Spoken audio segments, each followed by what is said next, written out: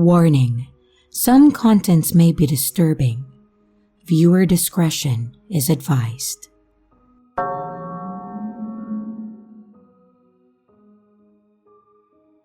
This happened about 2 years ago, and even now, thinking about it still makes me uneasy when I drive at night. It was late, a little past midnight, and I was driving home after visiting a friend who lived a couple of hours away. The route back was mostly empty 2-lane highways through farmland, the kind where the next town might not show up for 20 or 30 miles. My gas light came on somewhere between nowhere and nowhere else, so when I finally spotted a small gas station up ahead, it felt like a relief. It was one of those half-abandoned places, one pump working, old neon sign flickering, convenience store lights on, but no cars around. I remember pulling in under the buzzing fluorescent lamp, getting out, and the air feeling colder than it should have been. The whole area had that stale, empty smell like spilled gasoline and dust. And while I was filling up, I noticed a car parked off to the side near the dumpsters. It was an older car, maybe dark blue or gray. It was really hard to tell in that light. There didn't seem to be anyone in it, but I had this small prickling feeling that someone was watching me. But I tried to ignore it. I thought that I was probably thinking about creepy things because it was late at night. The pump clicked off, and then I went inside to grab a drink. The store was very quiet, just the hum of a refrigerator and the cashier scrolling through his phone behind the counter. I paid, walked back out, and noticed that same car again, but this time, the driver's side door was open, and a man was standing next to it. He wasn't doing anything, he was just standing, facing my direction, and I remember thinking maybe he was stretching his legs or smoking, but his arms were at his sides and he wasn't moving at all. Something about it made me feel uneasy, so I just got in my car, locked my doors, and I started driving. As I pulled back onto the road, I glanced in the rearview mirror, and I saw his headlights turn on. That car pulled out of the lot right after me. At first, I thought it was a coincidence. I mean, what else could it be? The road only went one way out of there, and maybe he was heading the same direction. But 10 minutes later, when I checked again, the same car was still there, maybe 5 or 6 car lengths behind me. There were no other cars, no lights except his and mine, and every time the road curved, I would lose sight of him for a second, then see his headlights reappear exactly where they had been before. The same distance, same speed. I tried to calm myself down. I told myself I was just being paranoid. I slowed down a little just to see if he would pass me or to see what he would do. But his car slowed too. I sped up, and so did he. That's when the panic started to kick in. There weren't any exits or towns for another 15 miles, just long stretches of darkness and occasional farmhouses set way back from the road. I didn't want to pull over, and I didn't want to lead him to anywhere near my home. I decided to take the next turn that I saw, a small county road that I didn't recognize. I figured that if he was coincidentally going the same way, he would keep driving straight. So, I slowed down, flicked my turn signal, and then I turned. The moment that I did, his headlights disappeared behind me, but only for a second, and then they reappeared making the same turn. At that point, I knew it wasn't my imagination. The road was rough, narrow, no streetlights at all, and my hands were shaking, trying to keep the wheel straight while I watched his headlights staying perfectly behind me. I thought about calling 911, but I didn't know what to say. Someone's following me in the middle of nowhere? After a few minutes, I saw a sign for a small 24-hour truck stop about 2 miles ahead. I figured that if I could make it there, at least there would be people around. I pushed the gas pedal down and I watched the speedometer climb. The car stayed behind me the whole time, never getting closer, but never falling back. When I reached the truck stop, I pulled in fast, right up near the lit up area by the gas pumps, where a few semis were parked. I killed the engine and I jumped out, pretending to stretch, but just really trying to see what he would do. And then the car slowed as it passed on the highway. Its headlights washed over the lot, and for a second I saw the driver's face, or at least the outline of it, pale in the glow, looking right toward me. But then the car kept going, no signal, no brake lights, just straight ahead into the dark. And I stood there for a while trying to catch my breath. I waited maybe 10 minutes before getting back in my car, and I made sure to take a completely different route home. I never saw that car again, but even now, whenever I stop for gas late at night, I catch myself looking around more than I need to. I always check the mirrors before I pull away, and sometimes, when I see a pair of headlights in the distance, staying just a little too steady behind me, my stomach knots up and I start wondering if it's happening again. So, to that man who followed me, let's not meet.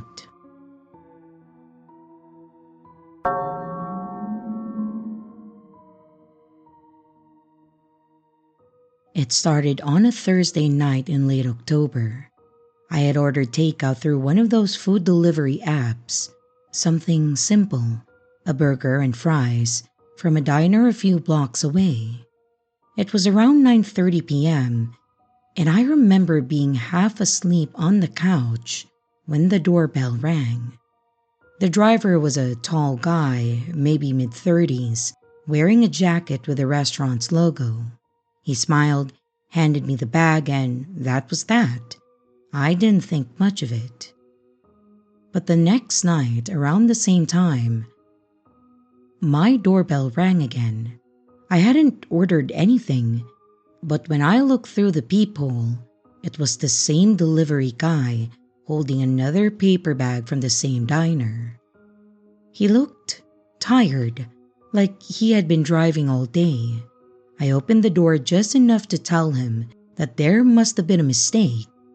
He hesitated for a moment, then nodded, checked his phone, and said something like, okay, and then walked off, and I assumed that it was a mix-up. The following night, it happened again. Same guy, same diner, same time. At that point, it wasn't just weird, it was creepy. I checked my delivery app history to make sure that no one had hacked my account, but there were no new orders. I even changed my password and I turned off my safe payment info. Still, the next evening right around 9:30, I saw his car headlights sweep across my living room window. That time, I didn't answer anymore. I watched from the peephole as he stood there holding the bag, and after a minute or two, he placed it on the doormat and left. I waited until he drove away before opening the door, and inside the bag was another burger and fries, still warm. The receipt taped to the top had my exact name and address, but the phone number listed wasn't mine. I tried calling it, but it went straight to a disconnected tone. I didn't sleep much that night. Over the next week, it kept happening. Every night, always around 9:30, always the same driver. He didn't knock anymore. He just left the food quietly on the doorstep and then drove off. Sometimes, I'd find the bag there when I get home from work. At first, I tried to get help through the app. I reported the issue several times. I even called the diner directly. They said no one by that name worked there, and they didn't have any record of the supposed orders. I double-checked the bags. There were no restaurant labels, and it was just a plain brown paper. And by the second week, I started noticing small things. Once, I found a note inside the bag, just a folded napkin with a short message written in a shaky handwriting. It said, "I hope you like it."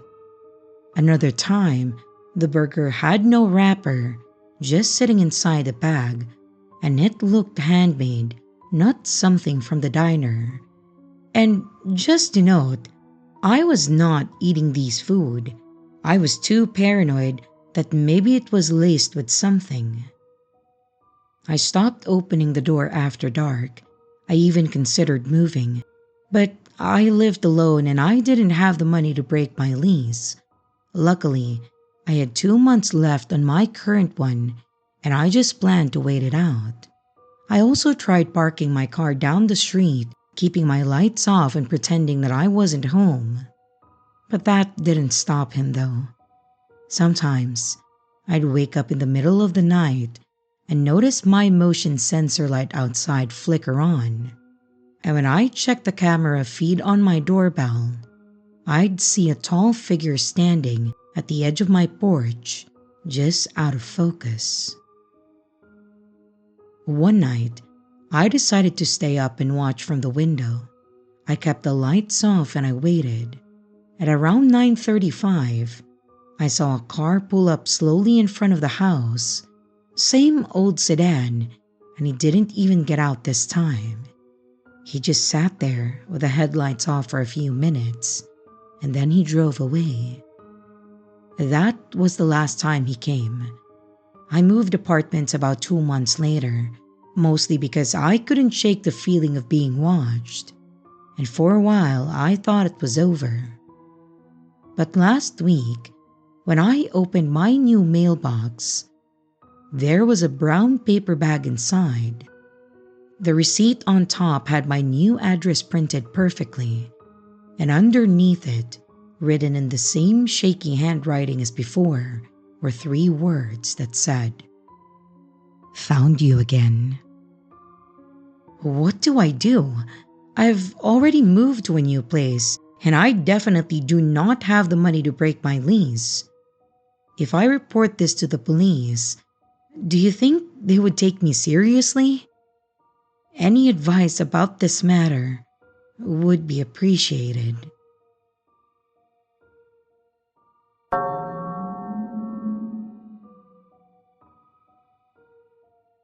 This happened last fall.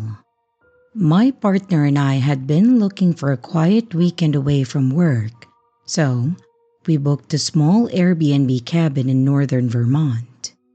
It was one of those listings that sounded too peaceful to be real, surrounded by forest, a half hour from the nearest town, with no neighbors in sight. The drive up there took most of the afternoon. The last few miles were just dirt roads winding through the thick woods, the kind where you start to lose signal on your phone and realize how far you are from everything. The cabin itself was nice. It was small, but it was clean, with a big front porch and a wall of windows that faced the trees. We settled in. We cooked dinner and spent most of that first evening just sitting by the fire. The quiet was almost overwhelming. You could hear every little sound, the wind, a branch breaking, the occasional rustle of something small moving outside. But it was beautiful, and we loved it. It wasn't until the second night, though, that we noticed the light. It was around 10 p.m., and we were inside reading when a thin beam of white light flicked across one of the windows. At first, I thought it was lightning or a car on a distant road, but it moved too slowly for that. It looked like someone walking with a flashlight out in the woods. The trees were dense, so it was hard to tell exactly how far away it was. Maybe a few 100 feet, just past the edge of the clearing. The beam wandered aimlessly for a few minutes and then disappeared. We didn't think too much of it that night. There were hiking trails nearby, and we figured that it was just someone camping or walking their dog late. We didn't think too much of it that night. There were hiking trails nearby, and we figured that it was just someone camping or walking their dog late. The next night, it happened again. Same time, same direction. It was a thin white beam cutting through the dark trees. But this time, it was closer. Not right at the edge of the clearing, but definitely within view of the cabin. The light moved slowly, scanning side to side, pausing now and then, like someone looking for something. I watched it from the window for a while. The forest was silent, except for the faint crunch of leaves every so often. And after maybe 10 minutes, the lights went out. That was the first night that I started feeling uneasy. The cabin had curtains, but they were thin, and once you notice how dark it is outside, every window feels like an open display case, and I remember checking the locks twice before going to bed. The third night was the worst. The light came back around the same time, but now it was closer, maybe halfway into the clearing. It moved more deliberately, slower than before. Sometimes, it would freeze completely for several seconds before flicking in a different direction. I tried convincing myself that it was a hunter or maybe someone from another cabin, but there weren't any others nearby. The Airbnb listing had said that the nearest property was 2 miles away. I stayed at the window for nearly 20 minutes watching it, and it felt like whoever it was knew that we were there. The next morning, I went outside to look around. The ground was covered in damp leaves, but near the tree line, I found a patch where the leaves had been disturbed, like someone had walked through recently. There were faint shoe prints, deep enough to be fresh. We decided not to mention it to the host. It didn't feel serious enough to call anyone about it yet, and I didn't want to sound paranoid. That night, the light came back again, and this time, it wasn't out in the woods. It was moving across the side of the cabin. I saw it first from the living room window, a bright circular glow sliding along the outer wall, pausing at the corners, then slowly drifting upward towards the windows. It looked like someone was walking the perimeter, shining a flashlight as they went. I turned off the lamp inside so it would be harder to see in, and then I stood frozen by the window. The light kept moving around the side, disappearing, then reappearing on the front porch. For a long time, it pointed straight at the window that I was standing behind. I didn't move. The beam stayed steady, fixed on that one spot, and then, after maybe 10 seconds, it flicked away and then vanished into the trees. We didn't sleep much that night. Every creak and sound outside made my stomach twist, and by morning, we decided that we would leave early. We packed our things and then loaded the car. As I was locking the door, I noticed something odd. The ground near the porch steps was disturbed again. Someone had been standing there. We started the drive back down the dirt road just after sunrise.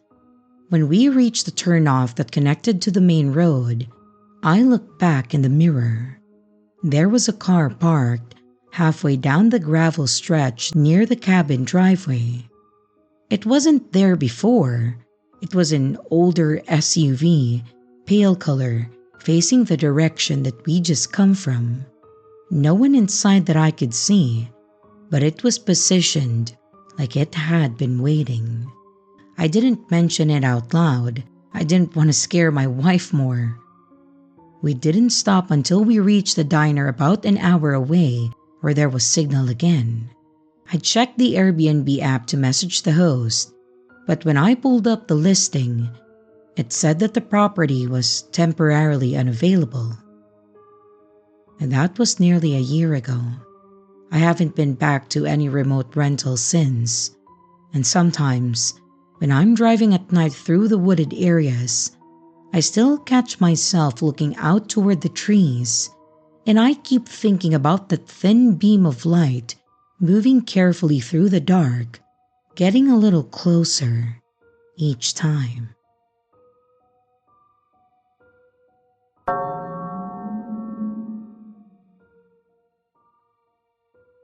This happened a year ago, back when I was still taking the Red Line train every single day.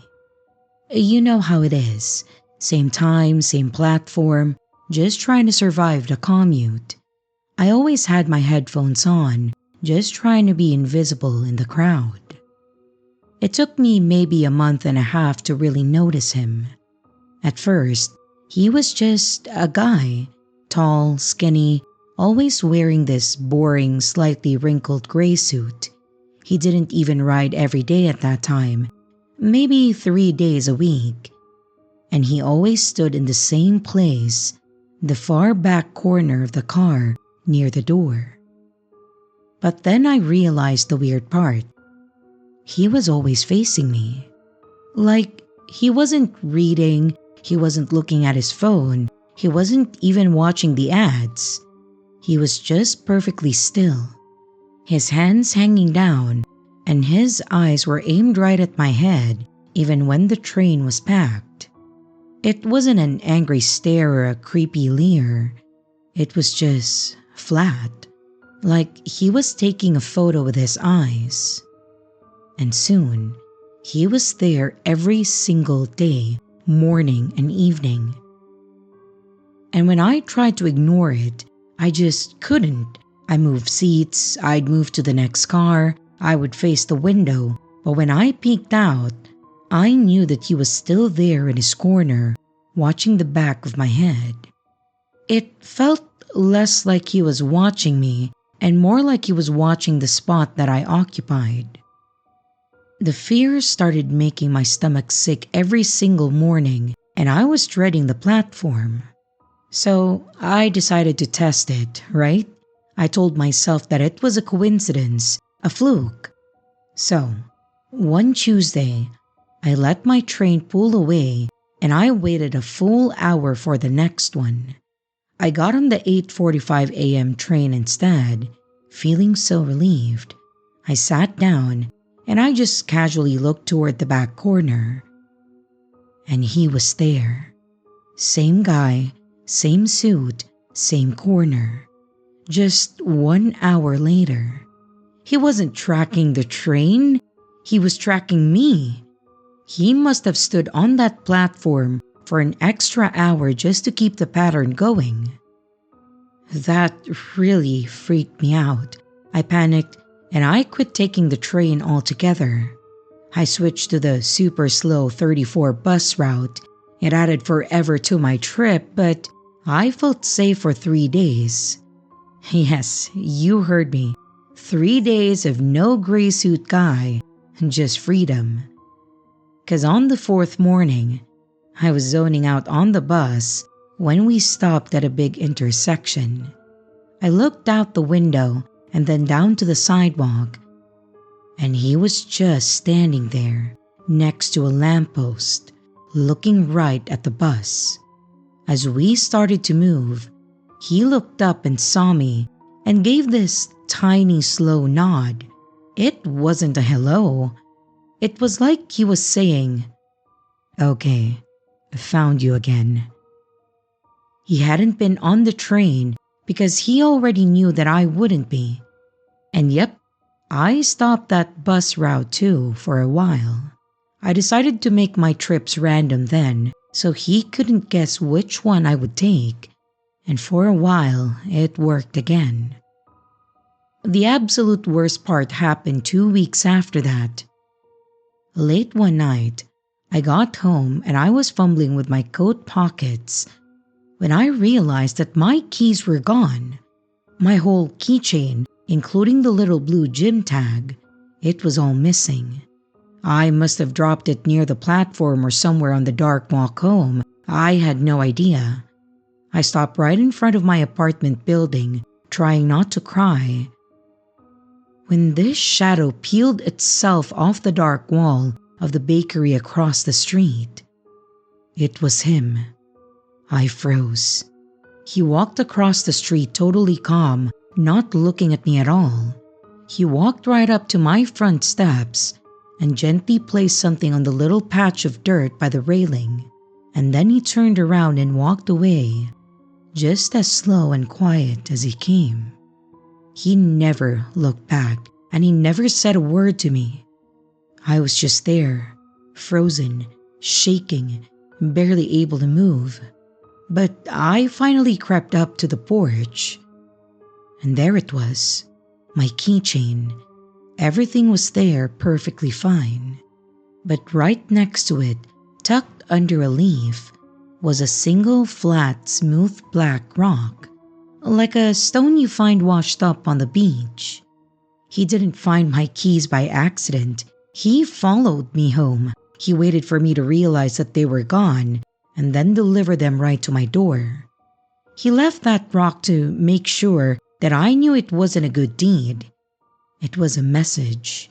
It meant, I was here. I was inside your space, and I am watching. At least, that's how I see it. Well, I'm not the optimistic type to hope that it would stop at that and that it would not get worse. And since I did not have a lease contract for my place, I moved out 3 days later. And because of that, my routes have changed, and so far I haven't seen him yet. I still get nervous in crowded places, and I'm very paranoid. I'm constantly checking around me, and I never, ever take that red line train anymore. So, to the man who kept stalking me, let's not meet ever again.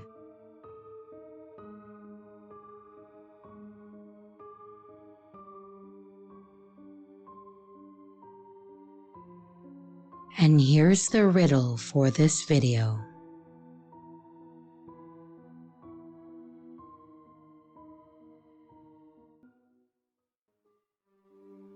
Hey everyone, this is your creepy sister.